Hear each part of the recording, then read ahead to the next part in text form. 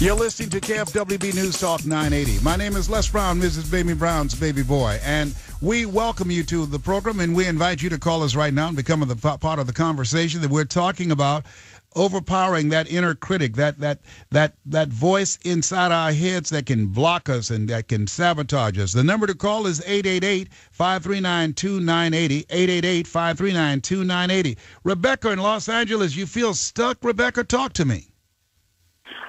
I don't know what to do, Les. I thank you for this program, and I'm trying to listen every single day to see when something can click in my mind.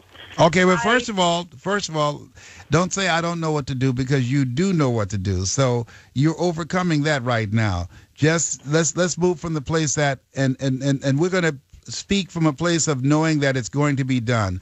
You're working on a breakthrough. What is the breakthrough that you're working on that we're going to work on together right now, Rebecca?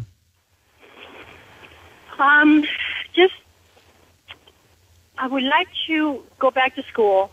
Okay. And become a nurse. All right. But I feel that I don't have what it takes. You feel that you don't have what it takes? What does it take to become a nurse? Intelligence. Okay. Do you feel that you're not intelligent? Yeah. Okay. And who told you that you weren't intelligent?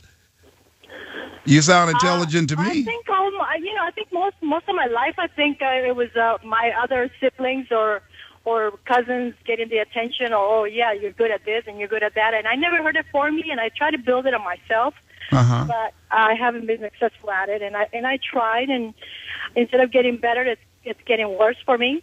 Okay, well, first of all, here's what we know. Number one, we're going to eliminate. We're going to take the first one off the table. You are intelligent, and I'm a very good evaluator. That I'm an expert in that area. I can read and assess you quickly. You are very intelligent. So that's off the table. Now, what else is blocking you? Because that's no longer a factor. I say my age. Your age? How old are you? I'm 50. You're 50? I have underwear older than you. Okay, that's off the table. Next, I'm 66. Let me tell you something. Listen, Colonel Sanders, let me show you what he was 65. He was 65 when he decided to go after his dream of starting a national chain of stores around the world, selling his chicken with his special recipe. So your age is off the table. Next. Overweight. Overweight, very good. And you can choose. You can choose to eat less, eat better, and move your body more. Next. I think that's it. That's it? Okay. Well, we just saw that. So when are you going to start doing some research to find out what it's going to take for you to get into nursing school? That's the next step. When would be a good time for you to get started? Today? Do you know how to get online? Yes, I do. Okay, good. So why don't you start investigating that, and I want you to get back with me and let me know about your progress in that area, because this is something you owe to yourself. A friend of mine, she was just telling me about this lady, and she had a double mastectomy. She was diagnosed with breast cancer, and so she was saying to her husband, she said, oh my God, I just hate to die and leave you with the girls, because you don't know how to raise girls. And he said something to her that she said caught her attention. He said, don't focus on what's going to happen with me and the girls. We're going to be okay. He said, what I want you to focus on is, what will you do if you live?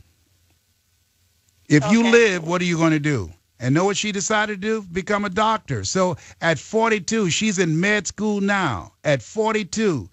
She runs 5 miles a day. At 42, had breast cancer, had the reconstructive surgery. At 42, runs 5 miles a day, and she just enrolled in school to go back to school to become a doctor, to fulfill her dream, because that's something she always wanted to do. So you can decide right now. I was at a graduation. I speak for the University of Phoenix. I've spoken at several of their graduations.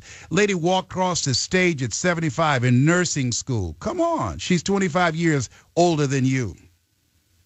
Okay. No excuse is acceptable. Of course you can do it. So let me hear you say, I'm going to do it.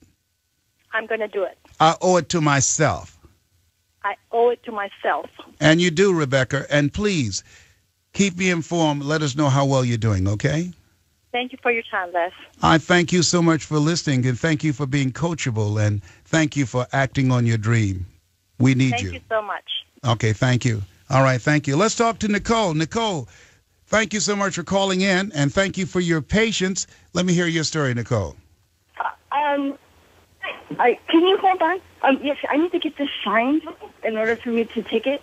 I was swindled on the, sorry, I was getting a paper sign. I was swindled from this guy that I had met a year prior on eHarmony, and I am now $83,000 in debt, and it was like within a week of me getting fired from my job. Thank you. You're welcome. Have a good day. And,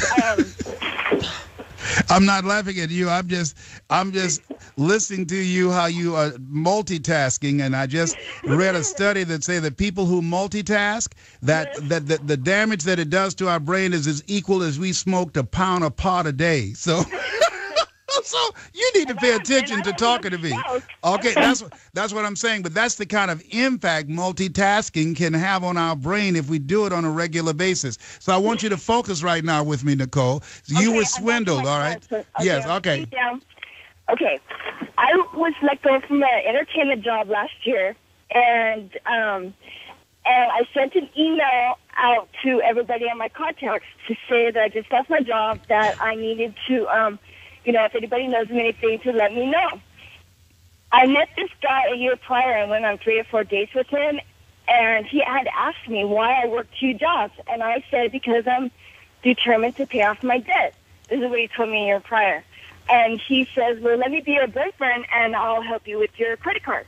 And I thought that was kind of odd, and I said, no, I don't need help with my credit cards. This is my responsibility. So anyways, so then the week I got let go of my job, I was like crying, and he said, come to the office. I have a receptionist position open for you. Let me, you could work for me and bring your credit card statement, so that way we could, I'd help you with your credit cards, and you can help me. I'll be a blessing in disguise. Well, wow. So he asked you to come to the office. So you're going to provide services on the job and after hours as well, because you're going to be his girlfriend. Okay, very good. So let's continue forward. So, but let me ask you this. So you got swindled out of 80, how much? No, first I had a debt that was $39,000. And then he ended up writing checks to me and told me that it was going to be a write-off for his taxes. And so I was vulnerable and depressed because I had lost a job that I loved. And they say that when you lose a job, you're not in your right state of mind. Well, I was naive, and I fell for it. And it turns out that he swindled me for over $35,000 in cash and merchandise. Okay, hold this a minute. Slow down just a minute. So my question to you, what's your conversation to yourself? What are you saying to yourself, Rebecca, after going through this? Because first of all, you win. My name's Nicole. Slow down. I mean, Nicole. Excuse me, Nicole. I'm so sorry. Okay. Rebecca had made such an impression on me. But Nicole, you were this is interesting. So you went into this with your eyes wide open. Your first mind already told you that something was up here. And so the question is, I'll be right back. We got to pay the bill. Otherwise, we're going to lose some customers. So we want to